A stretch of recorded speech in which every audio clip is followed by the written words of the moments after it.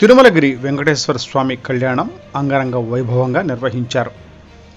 ఎన్టీఆర్ జిల్లా జగ్గయ్యపేట నియోజకవర్గం జగ్గయ్యపేట మండలం తిరుమలగిరి గ్రామంలో స్వామివారి కళ్యాణ వైభవానికి తరలివచ్చిన అశేష భక్త జనావళి, ఆలయ ఈవో, పాలక మండలి ప్రతినిధులు, స్వామివారికి పట్టు వస్త్రాలు, తలంబ్రాలు, ముత్యాల తలంబ్రాలు తీసుకుని వచ్చిన ఆలయ ఈవో నూతక్కి సాంబశివరావు మరియు పోలీసు ఉన్నతాధికారులు. దేదీప్యమానంగా రంగురంగుల పూలాలంకృతమై నిర్మించబడిన కళ్యాణ మండపం నందు శ్రీ వెంకటేశ్వర స్వామి వారి కళ్యాణ వైభవం అత్యంత కడు రమణీయంగా జరిగినది. వేద పండితుల వేద మంత్రాల నడుమ, మంగళ వాయిద్యాల నడుమ అంగరంగ వైభవంగా శ్రీ వెంకటేశ్వర స్వామి వారి కళ్యాణం పండు వెన్నెల్లో చూడ ముచ్చటగా జరిగినది.